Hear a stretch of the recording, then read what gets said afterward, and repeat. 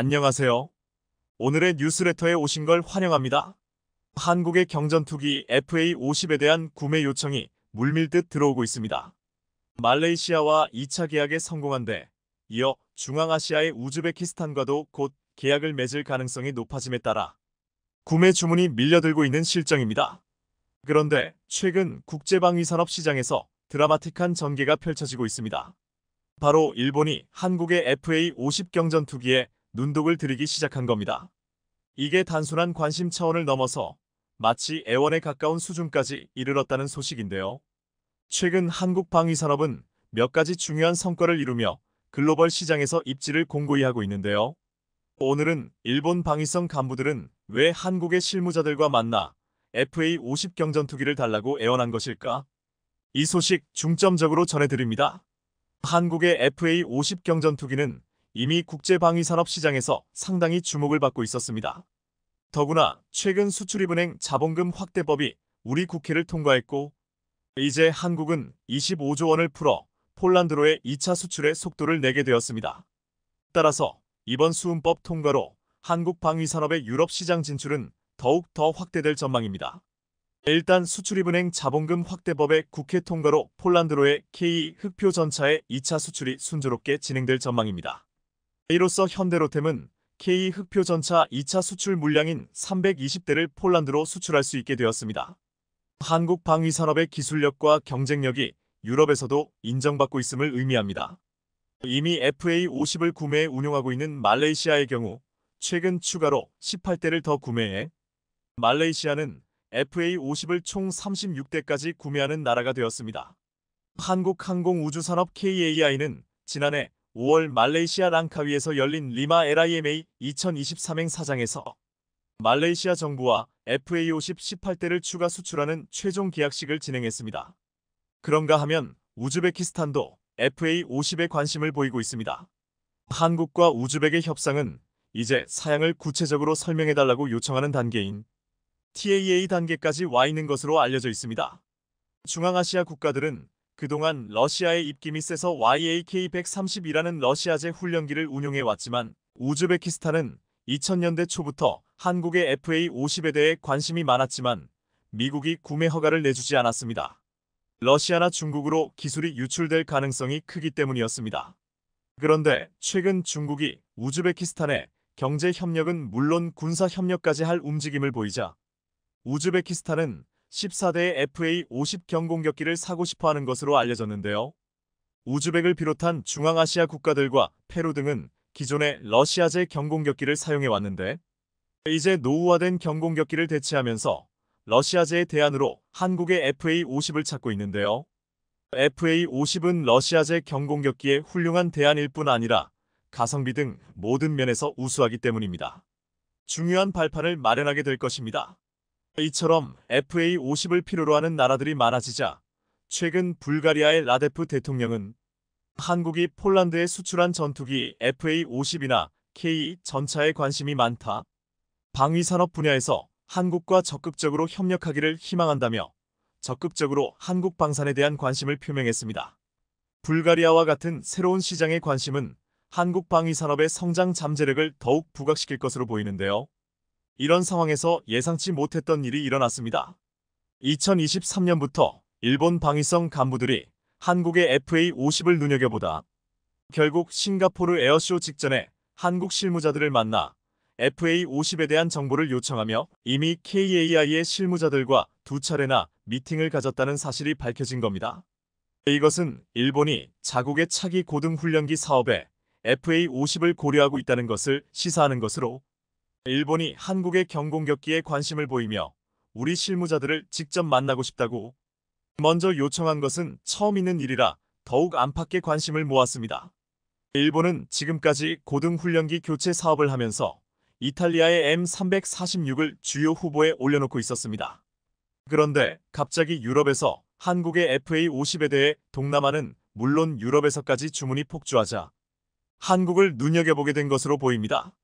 원래 일본 고등훈련기 교체 사업의 주요 후보는 이탈리아의 M346과 미국 보잉사의 T7이었습니다. 현재 일본은 영국, 이탈리아와 차세대 전투기 개발 협력을 하고 있기 때문에 하지만 미국 보잉사의 경우 최근 공중에서 여객기의 본체가 뜯겨나가는 등 부실 제작이 문제가 되면서 신뢰감이 많이 떨어지고 있는 게 사실입니다. 그래서 이탈리아의 M346이 주요 후보에 올라 있지만 한국의 FA50에 대해 호평이 이어지자 자신들의 훈련기 교체 사업 프로젝트의 후보로 한국도 참여해달라고 먼저 손을 내민 것입니다. 일본은 2011년부터 우리의 T50에 대해 관심이 있었으면서 관심 없는 채 해왔습니다. 하지만 10여 년의 세월이 흐른 지금 더 이상 한국의 FA50은 무시할 수 없게 된 것입니다. 그런데 이 점이 궁금해집니다. 만일 일본이 자국 고등 훈련기를 한국의 FA50으로 낙점하게 될 경우 지금처럼 대한민국 4000KAI에서 제작하는 것인가? 일본은 한국의 FA50을 미국 록히드 마틴사에서 제작한 후 일본으로 들여오길 희망하는 것으로 알려졌습니다. 한국이 만든 건 줄 세상이 다 아는데 그래도 메이드 인 USA라고 찍혀야 한다는 일본 특유의 눈 가리고 아웅하는 식의 방법을 원하고 있다고 알려져 있습니다. 그럼 왜 자존심을 세우던 일본까지 한국의 FA50에 눈독을 들이게 된 것일까요? 첫 번째 이유는 FA50이 동일한 플랫폼으로 훈련기와 전투기를 병행할 수 있는 세계 유일의 기종이기 때문입니다. FA50은 대한민국 공군을 비롯해 필리핀, 인도네시아, 태국, 말레이시아, 폴란드, 이라크 등 이미 동남아시아와 유럽, 중동에서 200여 대가 운용 중인 훈련기이자 전투기입니다.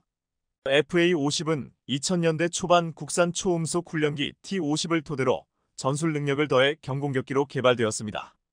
평상시에는 훈련기로 운용하다 유사시에는 즉각 전투기로 임무를 전환해 수행할 수 있도록 제작되었고 이러한 멀티롤 항공기로서의 장점은 공군 전력에 큰 예산을 투입하지 않는 국가들일수록 큰 매력으로 다가올 수밖에 없습니다. 더구나 북한과 군사분 계선을 사이에 두고 대치 중인 한국은 T50 계열 항공기를 20년 가까이 운용함으로써 검증을 마쳤고 한국 공군이 2013년 최초 비행 이후 약 10년 만인 지난해 10월 FA50은 10만 시간 무사고 비행 기록을 달성한 바 있습니다. 총 비행거리가 5,500만 km로 지구에서 달까지 거리의 약 140배에 달했습니다. FA50 도입을 검토하던 국가의 실사단이 한국을 찾았을 때 통상적인 임무 수행을 위해 FA50이 쉴 새 없이 이륙하는 모습을 보고 비상 상황에 따른 긴급 발진인 스크램블이 걸린 거냐며 놀라 물었다는 일화도 유명합니다. FA50은 한때 천덕꾸러기 취급을 받기도 했습니다. 고등 훈련용으로는 과도한 성능을 탑재했다는 비판이 있었던 게 사실입니다. 그러나 훈련기로 사용하는 경전투기 치고 성능이 좋고 최신 전투기에 비해선 기능은 떨어져도 가격은 싼 애매한 특징이 도리어 기회가 됐습니다. 훈련기와 전투기로 다 쓸 수 있어 국방비가 부족한 동남아 국가들은 가성비 좋은 전투기라는 매력적 선택지가 된 것인데요. 또 한미연합훈련에 투입돼 미국산 전투기와의 높은 호환성도 증명했으니 이보다 더 좋을 수가 없었습니다. 최근 필리핀에서는 반군 소탕 작전에 투입해 톡톡한 효과를 보고 있고 폴란드는 러시아와 우크라이나 전쟁 속 시급하게 전력 공백을 메우기 위해 갭필러 명칭을 붙인 FA50GF12대를 인도받은 데 이어 항전 장비와 무장 등을 업그레이드한 FA50PL36대를 인도받을 예정이라 폴란드는 유럽에서 한국 경공격기를 제대로 홍보해주고 있습니다. 더욱 희망적인 것은 FA50이 계속 더 강해지고 있어 향후 수출 전망도 밝다는 점입니다. FA50은 전 세계 항공기 발전 추세에 맞춰 레이저 유도 폭탄과 타겟팅 포드, 공중급 유시스템 적용 등 작전 수행 능력을 강화하며 항전 장비와 무장 계통 등을 지속적으로 개량 중입니다. 또 능동전자주사 배열 AESA 레이더와 AIM-9X와 같은 기축선을 크게 벗어나는 표적까지 공격할 수 있는 미사일을 적용하는 무장 성능 강화도 진행 중입니다. 특히 조만간 가시화될 미국 시장은 FA50을 필두로 한 T50 계열 수출의 정점이 될 전망입니다. 미국은 280대 규모의 공군 전술 인문기와 220대 규모의 해군 전술 인문기와 고등훈련기 도입 사업을 계획 중인데요. 500대에 이르는 사업을 이들 수주한다면 세계 고등훈련 기경 공격기 시장에서 FA50은 그야말로 독보적인 위상을 차지하게 될 것입니다. 이처럼 일본이 아니라도 FA50을 원하는 나라는 많습니다. 일본은 FA-50을 자신들의 고등훈련기 프로젝트의 들러리로 세울 생각은 말아야 할 것입니다. 러시아 전함 여신아 먹어라.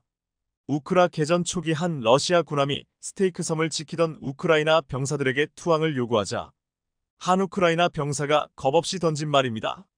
결국 그는 러시아 군함에 포격을 가하고 전사한 줄 알았는데 포로로 끌려갔다가 러시아군과 1차 포로 교환 때 고국으로 돌아와 영웅 칭호와 함께 훈장을 받았습니다. 이 거대한 러시아 군함 앞에 우크라이나 병사들은 아무런 힘을 쓰지 못했지만 결코 물러서지 않았습니다. 그런데 개전 50일이 되는 지난 13일 괴물같이 거대한 위용을 자랑했던 이 러시아 군함이 침몰했습니다. 이 군함은 러시아 흑해함대 기아민 미사일 순양함 모스크바호였습니다.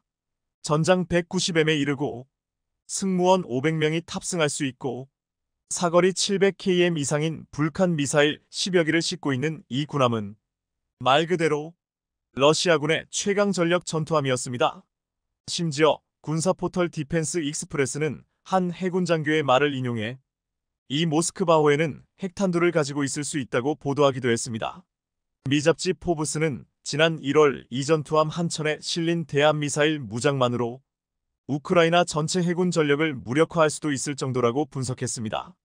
알레시오 파탈라노 킹스 칼리지 런던대 교수는 영국 더 타임스의 선박은 떠다니는 국가 영토이므로 하나를 잃으면 군사 손실은 말할 것도 없고 상징적 메시지가 더 두드러진다고 말했습니다. 그런데 러시아는 흑해함대의 자존심이라 불리는 이 군함이 탄약 폭발로 인한 단순 사고로 화재가 발생하여 침몰했다고 보도했지만 우크라이나군은 자신들의 순항미사일에 격추당했다고 주장했습니다. 막심 마르첸코 우크라이나 오데사 주지사는 텔레그램에서 자국군의 넵튠 지대함 미사일 2발이 러시아 해군의 순양함 모스크바호에 큰 피해를 준 것으로 확인됐다고 밝혔습니다.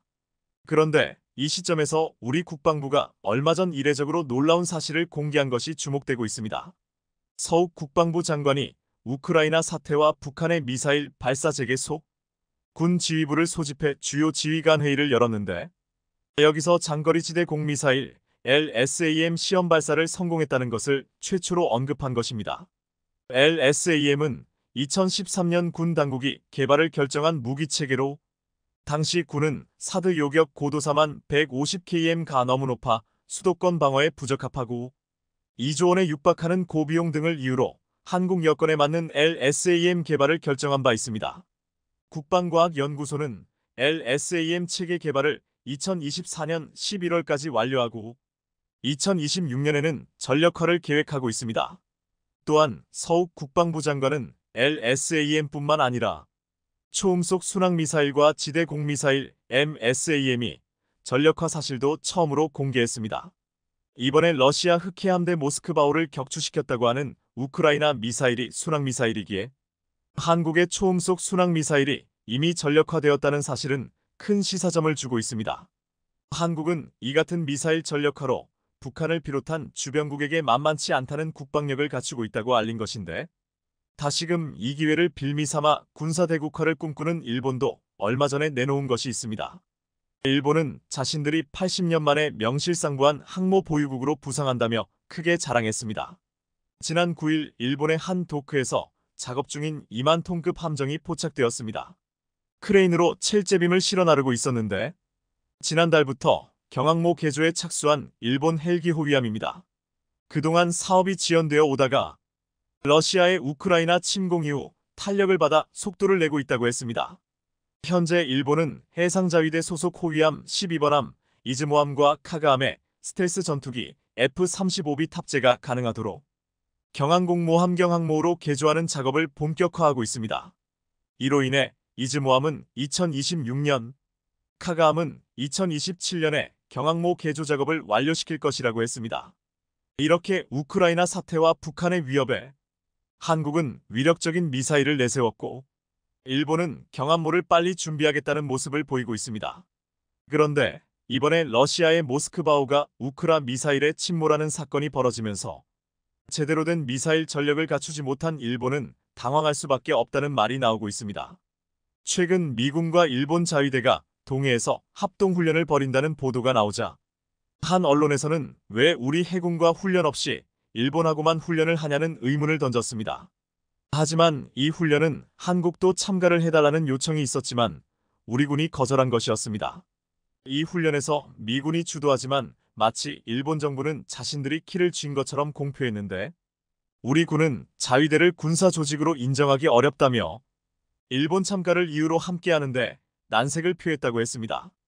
우리 군 당국자는 우길기를 건 일본 자위대가 한국 영해에서 훈련한다는 것은 논의된 바 없고 상상해서도 안 된다고 말했습니다. 한미일 군사 협력과 한미일 군사 훈련은 거의 20년 전부터 미국과 일본이 줄기차게 했으면 좋겠다는 의도를 우리 정부에 전달해 왔습니다. 하지만 그럴 때마다 진보, 보수 정부 어느 정부나 할 것 없이 한미일 군사 훈련은 안 된다는 입장을 보였습니다. 그 이유는 일본이 지금도 독도 영유권을 주장하고 있고 역사에 대한 통렬한 반성을 하지 않는데 어떻게 일본과 함께 훈련을 하냐는 것이었습니다. 게다가 최근 일본은 역대 가장 심각한 역사 왜곡 교과서를 발표하면서 이를 두고 호사카 유지 교수는 일본이 한국과의 역사 전쟁에서 총력전을 벌이고 있다고 말했습니다. 일본이 역사를 왜곡하고 독도를 자신들의 땅이라 우기는 것을 보면 언젠가 우리의 뒤통수를 칠 것이 분명하다는 목소리가 설득력을 얻고 있습니다. 그런데 이번에 우크라이나가 한국에게 무기를 달라고 하면서 한 말에 우리 국방부가 놀랄 수밖에 없었는데 야욕을 품는 일본에게는 소름이 돋았을 것이라고 했습니다. 러시아와 전쟁 중인 우크라이나가 당초 한국 국방부에 요구한 군용 물자는 15만 200여 개 품목에 달했던 것으로 14일 확인됐다고 했습니다. 이 가운데는 한국군이 불공 사업으로 들여온 러시아제 T-80U 전차도 포함됐습니다. 그런데 국방부 관계자는 우크라이나 측이 요구한 무기 리스트에는 T-80U 전차와 외부에 알려지지 않은 특정 무기 체계가 포함됐다고 전했습니다. 아직 알리지 않아서 결코 알 수 없는 특정 무기 체계를 달라고 해서 우리 군 관계자가 무척 당황했다고 했습니다. 일부 군사 전문가는 이 알려지지 않는 특정 무기 체계를 현무 5탄도 미사일로 보았습니다. 그동안 국방부는 현무 5탄도 미사일에 대해 아무런 논평도 없지만 그렇다고 긍정도 부정도 하지 않았습니다. 중국 황구시보는 얼마 전 한국이 탄도미사일 현무4에 이어 탄도 중량 8톤의 현무 5초음속 미사일 개발이 완료된 듯하다며 푸틴은 혈맹인 중국을 놔두고 한국을 중무장시켜 중국을 견제하는 건 아닌지 염려된다고 논평했습니다. 중국이 우려하는 현무 5 미사일은 놀라운 위력을 가진 것으로 알려졌습니다. 현무 5 미사일은 다탄두 미사일로 그 속에 10개에서 100개의 지탄들이 각자의 타깃으로 정확하게 날아가는데 워낙 속도가 빠르다 보니 현존하는 어떤 요격 미사일도 당해내지 못한다고 했습니다. 또한 앞으로 개발될 현무 6.7은 발사 후 타깃을 변경하고 위치 변경, 요격 미사일 회피까지 추가될 것이라고 했습니다. 이런 한국의 미사일 개발을 두고 우스갯소리로 한국이 양궁에서 1위를 하는 데는 다 이유가 있다고 했습니다. 군 전문가들은 만약 한국이 공중에서 초음속 미사일을 날릴 기술을 갖는다면 북한의 탄도미사일은 쏘기도 전에 격추당할 것이라면서 한국이 동북아에서 제일 호전적인 공격 무기를 개발하고 있다고 했습니다. 그런데 중요한 것은 이걸 개발하고 있는 게 아니라 이미 우리 군은 개발을 끝내고 전력화했다고 추측된다는 것입니다. 일각에서는 현무 3 미사일은 한 발이 약 40억 정도이고 현무 5는 100억 이상인데 지금 우리 군은 이 현무 미사일들을 더 이상 놔둘 곳이 없을 정도로 생산했다는 말도 나오고 있습니다. 일각에서 한국은 핵미사일은 갖지 못했지만 이 못지않은 미사일들을 만들고 있다고 했습니다. 최근 중국과 일본, 북한 등 주변국은 경쟁적으로 군사력 증강에 목숨을 걸고 있습니다. 그 중에 지금 일본에서는 아베가 국방비를 11%나 증액시키자며 더 많은 전투기와 군함을 만들겠다고 하고 있다고 했습니다. 이에 우리 군도 꾸준히 국방비를 늘리고 있지만 한 네티즌은 가성비의 나라, 한국이 다른 무기도 만들지만 유독 미사일에 사력을 다하는 이유를 이렇게 말했습니다. 이거 한 발로 1천억 원이 넘는 전투기, 2조 원이 넘는 이지스함을 작살낼 수 있으니 얼마나 경제적입니까? 제7광구가 뜨거운 감자로 부상하기 시작한 건 1970년 1월 1일입니다. 그로부터 2년 전 유엔의 아시아 극동 경제위원회 CAFE는 미국 우주오래양 연구소 WHO 소속 에머리 K.O. 에머리 박사를 필두로 조사팀을 구성해 서해와 남해, 동해, 남부의 연안 대륙붕 전체에 대한 탐사를 실시했습니다. 6주에 걸쳐 동중국해를 샅샅이 훑어본 에머리는 충격적인 보고서를 작성해 한국 정부에 제출했습니다. 소위 에머리 보고서로 불리는 이 보고서에서 그는 대만과 일본 사이의 대륙붕은 세계에서 가장 큰 석유와 천연가스 저장고일 가능성 상당히 높다는 문장 하나로 동중국해는 순식간에 전 세계에서 최대 규모의 석유 및 천연가스가 매장됐을지도 모르는 가능성의 땅이 됐습니다. 이에 한국은 즉각 해저광물 자원 개발법을 제정했고 시행령으로 제주도 동쪽에서 일본 남쪽으로 16개의 좌표를 찍어 총 7개의 광구를 설정했습니다. 그간 공해 또는 일본 영해로 생각했던 것들이 제주도에서 남쪽으로 뻗어간 대륙붕 덕에 한국의 영토가 됐습니다. 그러나 이 기쁨은 그리 오래가지 못했습니다.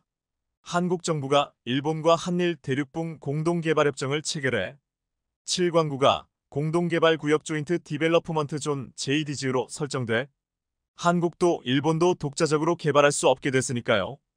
이 지역에 대해 공동으로 개발하고 시추하되 혹 자원이 나온다면 일본과 5050으로 나누기로 한 겁니다. 그러나 공동개발을 약속했던 일본은 돌연 7광구의 석유가 없다며 공동개발을 중단했습니다. 물론 속내는 따로 있었습니다. 그간 한국에 유리했던 국제해양법이 1982년부로 새로운 해양법이 채택되면서 일본에 유리해졌기 때문인데요. 2028년까지 50년간 유효한 이 조약은 종료 3년 전, 그러니까 내년 2025년까지 조약의 연장 여부를 결정해야 합니다. 물론 가능성에 불과하지만 일본은 분명 이를 혼자 독식할 계획을 세웠습니다. 이에 몇몇 한국인들은 한국 정부의 요청에도 민기적민기적하며 먹은 벙어리처럼 꿈쩍도 하지 않는 일본을 두고 전쟁을 해서라도 반드시 찾아와야 한다며 분노를 표했는데요. 그러던 작년 6월 13일 MBC PD수첩은 제7광구 신화와 진실이라는 방송을 내보냈습니다. 7광구는 신화였다며 정치적인 목적으로 매장량이 부풀려져 거짓 선동에 이용되고 있다고 고발했죠. 7광구에 석유가 없다는 근거로 내세운 것은 일본 측 탐사 자료였는데 이는 일본 정부의 논리와 다르지 않습니다. 이 시사 프로그램 덕분에 많은 시청자들이 그동안 속았다며 울분을 표출했지만 7광구는 정말로 신화에 불과했을까요? 그건 PD수첩도 저도 한국 정부도 일본 정부도 모르는 일입니다. 1986년 이후로 제대로 된 탐사를 해본 적이 없으니까요. 어쨌든 시추 기술이 발달한 현재의 기술로 탐사한다면 1969년 예상치보다 더 많을 수도 어쩌면 아예 없을지도 모르지만 일본은 우선 협정을 종료시키고 독자적으로 탐사를 시작할 겁니다. 제대로 된 탐사도 진행하지 않고 일본 측 자료만으로 경제성이 없는 신화라 평가절하 하는 것이 과연 맞는 일인지는 모르겠습니다만 한국이 최후의 수단을 검토하기로 했습니다. 7광구에 대한 최후의 수단, 과연 어떤 수단일까요? 제 업무 메일과 업체 측에 백진삼 공구 오픈 요청이 너무 많아 업무가 마비될 지경이라 100년 된 진짜 산삼백진삼을 오늘 하루만 다시 오픈해드립니다. 화요일 택배가 마감되기 때문에 월요일 23시 59분까지만 공구 가격 온 오프라인 최저가로 열어드리기로 업체와 협의했습니다. 필요하신 분들만 구매하시기를 간곡히 부탁드립니다. 이 제품은 산삼의 아버지라 불리는 안원식이라는 개인이 30년간 연구한 결과물로 100년 이상 된 진짜 천종산삼과 DNA 99% 일치하는 제품입니다. 1포의 진세노사이드 함량이 57mg로 식약처 제공 1일 최소 섭취 기준 대비 700% 높습니다. 정식 공구는 4월 중순 가정의 달 선물용으로 진행됩니다. 아래 댓글로 링크 남겨드립니다. 우선 7광구에 자원이 매장됐다는 것이 확정된 사실은 아닙니다. 1969년 유엔이 파견한 에머리 역시 높은 가능성이 있다어 하이 프라버빌러티 이그지스트 정도에 그쳤으니까요. 명확한 근거를 제시한 것이 아니고 가능성이 높다는 정도로 보고했죠. 제7광구의 천연가스 매장 여부와 관련해 가장 많이 인용되는 것은 2005년 미국 우드로 월슨 국제센터가 발표한 동북아의 해저 석유 시베드 퍼트롤리엄 인 노시스트 에이저라는 보고서입니다. 하지만 이 역시 확실한 근거는 제시하지 못했죠. 다만 중국의 석유 관리들은 지질학적 사실에 기초해 동중국해의 잠재적인 천연가스 매장량은 최소 175조에서 210조 세제곱피트로 추정하고 있다. 사우디아라비아는 21조 8영억 세제곱피트, 미국은 117조 4영억 세제곱피트라고 썼지만 이 또한 추정에 불과합니다. 바다의 시추공 하나를 뚫으려면 약 500억 원이 소요된다고 합니다. 하지만 몇 번이나 가능성이 제기됐다면 한국은 돈 아깝다 생각지 말고 무리해서라도 시추공을 꽂는 시도를 해야 합니다. 다만 아쉽게도 한국은 최근 10년간 2014년, 2015년, 2021년까지 단 3회의 시추만 실시했습니다. 2021년 5월에 동해 방어 구조에서 이뤄진 마지막 시추는 이산고압대 발견으로 무기한 중단된 상황이니 한국의 마지막 시추는 8년 전인 겁니다. 그런데 지금 한국 정부가 협정이 종료되기 전 최후의 수단을 검토 중인 것으로 알려졌습니다. 약 2달 전 한국석유공사는 22년 만에 JDG-한일 공동개발구역에서 해저유전 개발을 위한 물리탐사를 재추진하기로 결정했습니다. 올해 JDG에서 해저 1500km 규모의 3차원 물리탐사를 공동 추진하고 협정이 사실상 종료되는 내년에는 탐사를 통해 확보한 자료를 분석해 실제 석유 매장 가능성이 있는 곳에 대한 시추 작업에 나설 계획을 밝혔는데요. 이런 계획을 바탕으로 연도별 JDG 공동 탐사 추진 일정을 기재부 등에 제출했습니다. 물론 일본 측 조강권자와 함께 탐사해야 하는 것이기 때문에 아직까지 조강권자가 확정되었거나 양국 간 합의가 된 사항도 아닙니다. 아직까지는 한국의 일방적인 바람입니다. 여기서 물리탐사란 해상탐사선이 탄성파를 발사해 지하 지층의 경계면에서 되돌아오는 반사파를 기록해 석유 부존 여부를 확인하는 작업으로 만약 우리 계획대로 물리탐사가 올 2023년 이뤄진다면 1978년 협정 발효 이후 실시된 2002년 양국 공동탐사에 이은 두 번째 탐사가 됩니다. 사실 이 문제는 워낙에 예민한 사항이라 쉽게 추진하거나 계획도 밝히지 못했었습니다. 하지만 이번 정부 들어 일본과의 관계가 급속도로 밀착하면서 작년에만 무려 7번이나 두 정상이 만났죠. 이에 한일 정상회담을 통해 이 문제가 주요 의제로 다뤄질 것이라는 기대가 높은 것도 사실입니다. 이번 정부 임기 내에 협정이 종료될 것인지 연장될 것인지가 결정되니까요. 협정에 따르면 양국 중 일방 당사자가 협정을 종료하기를 원한다면 종료 2028년 3년 전, 그러니까 2025년 이내에 서면으로 통보해 종료시킬 수 있습니다. 몇몇 한국인들은 만약 일본이 내년에 협정을 종료하겠다고 통보한다면 전쟁을 일으켜서라도 반드시 7광구를 찾아와야 한다는 강경한 반응을 보이고 있고, 혹 전쟁이 나더라도 한국의 군사력이라면 어렵기는 하겠지만 일본을 침몰시키는 것도 불가능한 일은 아니라는 입장입니다. 일본의 이성적인 판단에 기대자는 반응도 있습니다. 즉, 이번 정부 들어 일본에게 후쿠시마 오염수 방류를 허용한다든지 일본 측에 유리한 스탠스를 취했으니 반대급부로 일본도 7광구 협정을 연장하거나 공동개발 추진 의향을 밝히면 흔쾌히 응할 것이라는 기대감인데요. 물론 기대하기 어려운 부분이기는 하지만 그만큼 7광구에 대한 희망이 있어 어떻게 해서든 해결하고 싶은 희망의 발로일 겁니다. 그런데 일본도 문제지만 진짜 폭탄은 중국입니다. 현재 중국은 JDG 인근에서 석유를 뽑아 올리고 있는 상황인데 왜 한국과 일본은 발견하지 못한 것을 중국은 발견했을까요? 왜냐면 한국과 일본은 자본주의, 중국은 사회주의 국가이기 때문입니다. 즉, 자본주의 국가는 23년 탐사했는데 경제성 있는 석유가 발견되지 않으면 탐사를 포기하는 것이 맞지만 중국은 사회주의 국가이기 때문에 공산당이 멈추지 않으면 얼마든지 시간과 비용에 구애받지 않고 꾸준히 탐사할 수 있습니다. 그래서 중국은 한국과 일본이 협정을 체결한 1974년부터 상하이 해양지질조사국을 시켜 7광구 동쪽 제주분지에 대한 탐사를 시작했죠. 사실 제주분지는 거대한 퇴적 지역으로 이곳에는 석유가 매장된 저류층이 존재할 가능성이 높습니다. 보통 우리는 땅속에 거대하고 큰 동굴과 같은 공간에 석유가 담겨 있다고 생각하지만 석유는 지층을 구성하는 입자와 입자 사이의 빈 공간에 존재합니다. 가령 모래가 가득 찬 컵에는 모래를 넣을 수 없지만 물을 넣을 수 있고, 물은 모래 사이사이의 빈 공간인 공극을 채울 수 있습니다. 어쨌든 중국 공산당의 지원을 받은 상하이 해양지질조사국은 칠광구 동쪽 제주분지 저류층에 대한 탐사를 시작했는데, 9년 뒤 1983년 평오라 명명한 해저유전에서 경제성 있는 원유와 가스정을 찾아냈습니다. 이후 탐사 지역을 확대해 보운정, 춘여, 소흥유전을 찾아냈는데, 중국은 그 양에 대해 철저히 함구했지만 그 양이 대단한 것으로 보입니다. 원래 해저유전에서 뽑아 올리는 원유가 그저 그런 수준이라면 대개 유조선을 이용해 육지로 수송하기 마련이지만, 중국은 여기에서 뽑아 올린 석유와 천연가스 운송을 위해 상하이까지 해저 파이프라인을 건설했습니다.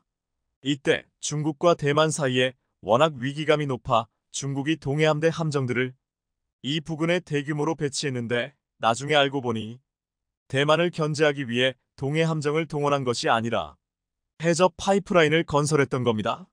그런데 중국은 여기서 만족하지 않고 무리수를 두게 됩니다. 2005년부터 칠광구에서 10km 떨어진 지점에 롱징 유전을 개발하겠다며 시추에 나섰는데, 이게 일본과 분쟁의 씨앗이 됩니다. 센카쿠 열도 중국명 다오 위다오 분쟁이 시작된 겁니다. 원래 센카쿠 열도는 대만 앞에 위치한 무인도와 암초인데, 아무런 쓸모도 없는 이 열도를 두고 일본과 중국이 다투는 것은 칠광구 인근 자원 때문입니다. 중국이 만약 이 부근에서 석유를 뽑아내면 일본의 입장에서는 20년 뒤 전부 꿀꺽할 수 있는 석유가 전부 중국에게 넘어가기 때문이죠. 잠시 말씀드렸듯 저류층의 석유는 서로 연결되어 있기 때문에 통징에서 중국이 뽑아내기 시작하면 칠광구 내에 매장됐을지도 모르는 석유의 상당량이 빨대 효과로 같이 빨려 올라갈 수 있습니다. 이미 중국이 칠광구 주변에 4개 유전에서 빨대 효과로 칠광구 석유를 뽑아 올리고 있을지도 모르는 상황인데, 조금 더 가까이에 빨대를 꼽겠다니 일본의 입장에서는 환장할 노릇이었죠. 그래서 일본은 고노다로 외무상을 중국에 보내 항의함과 동시에 한국 정부에 중국이 칠광구에 걸쳐있는 저류층에서 석유를 빼가는지도 모르니 공동으로 대처하자고 제안했었습니다. 하지만 당시 한국은 남북 정상회담 등으로 정신없이 바빠 괜한 비판을 받기 싫다며 조용히 거절한 것으로 알려졌습니다. 사실 이 저류층 석유의 빨대 효과 문제는 1991년 발발한 걸프전의 원인이기도 합니다. 이라크와 쿠웨이트에 걸친 저류층에서 쿠웨이트가 일방적으로 석유를 시추하자 이라크는 쿠웨이트가 우리 석유를 훔쳐가고 있다며 쿠웨이트를 침공해 일어난 것이 걸프전이죠. 사실 이 칠광구를 두고 우리가 취할 수 있는 전략이 사실상 많지 않습니다.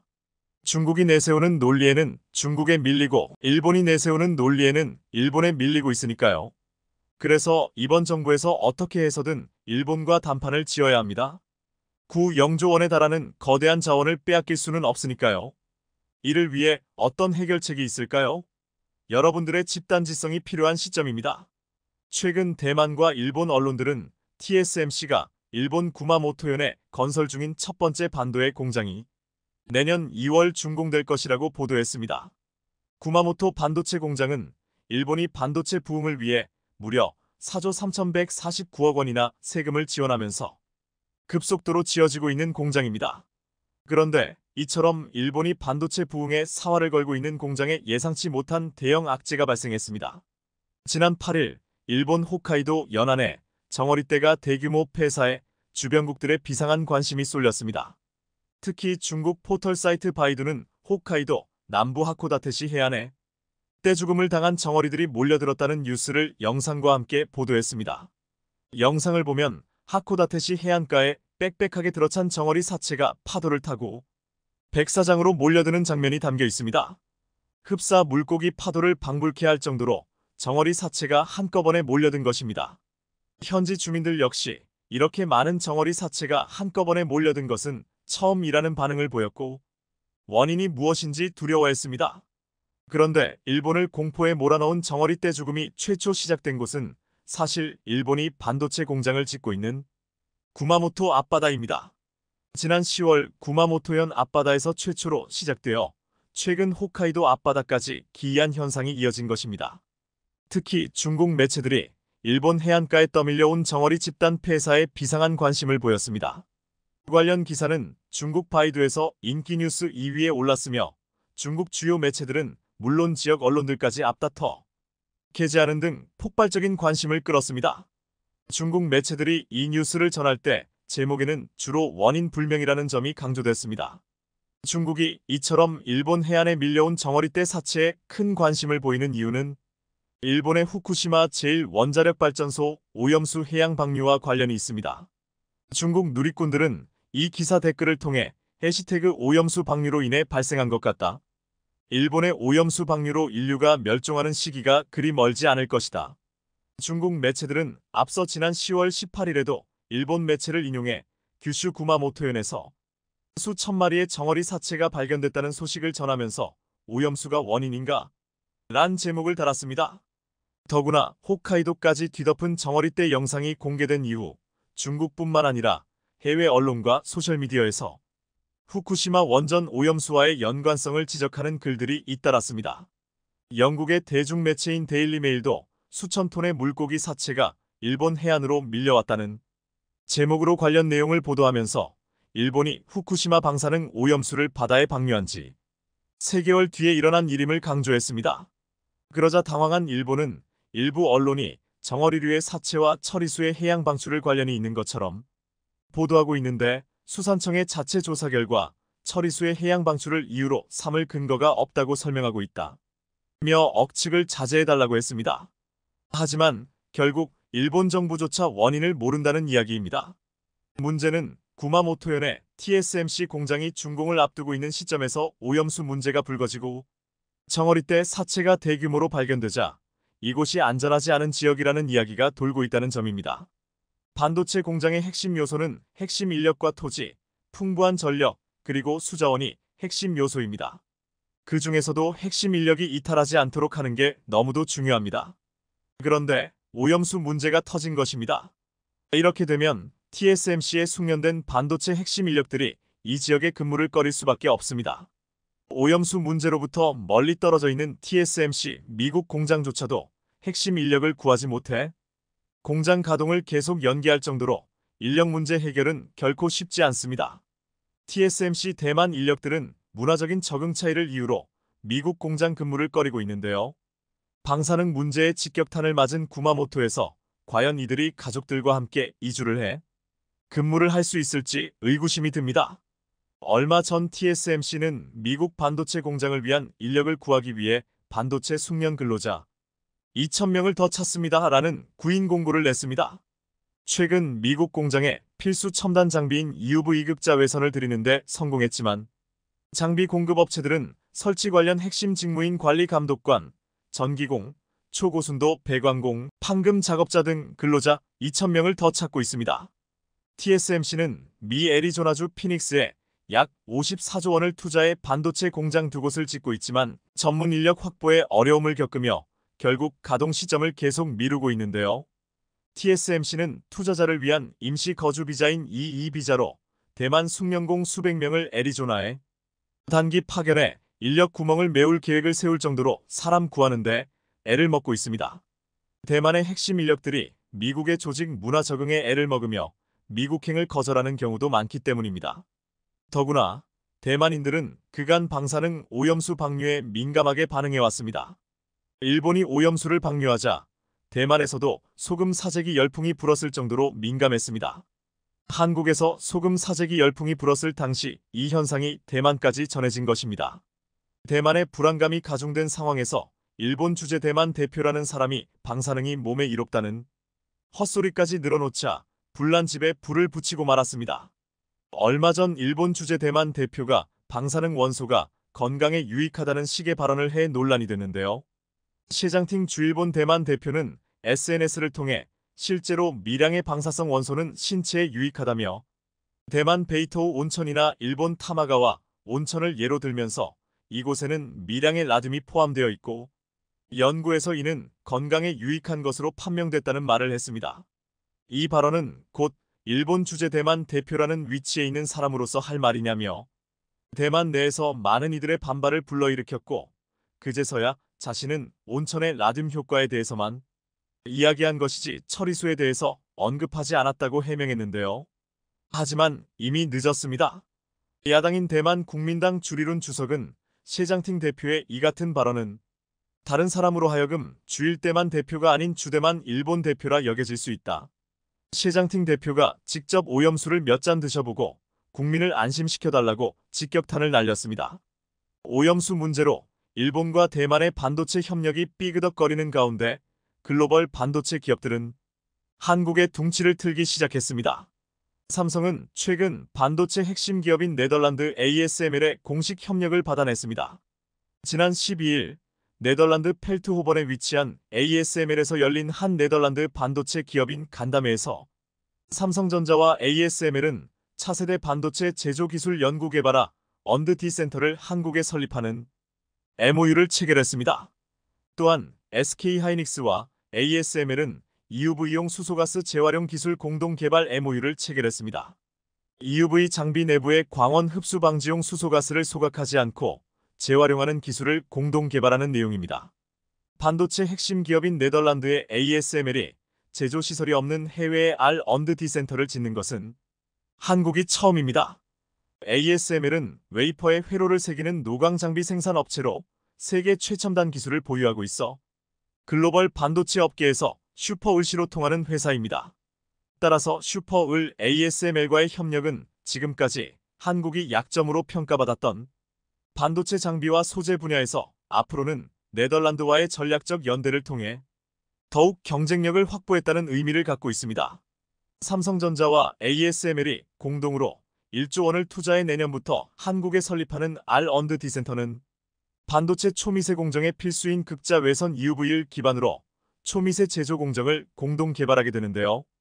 이러한 협력을 통해 한국은 EUV 장비 1대당 전력 사용량을 20% 감축하고 연간 165억 원의 비용 절감 효과를 얻게 됩니다. 또한 삼성과 ASML의 R&D 센터는 차세대 극자 외선 EUV 노광 장비를 기반으로 초미세 제조 공정을 공동 개발하게 됩니다. 삼성전자로선 ASML이 독점 생산하는 EUV 장비 쟁탈전에 한층 더 우위를 점하게 된 셈인데요. 이 장비는 1대당 최소 2천억 원에 달하는 고가이며 생산 가능 수량이 1년에 약 50여 대뿐이기 때문에 확보가 쉽지 않기 때문입니다. 무엇보다 글로벌 반도체 위탁 생산 1위인 대만 TSMC의 아성을 무너뜨리기 위해 삼성전자의 최대 과제 중 하나가 바로 ASML로부터 EUV 장비를 확보하는 것이었는데 이 문제가 해결된 것입니다. 이와 함께 ASML은 2,400억 원을 투자해 화성에 짓고 있는 화성 뉴 캠퍼스와 R&D 센터의 시너지 효과 역시 기대하고 있습니다.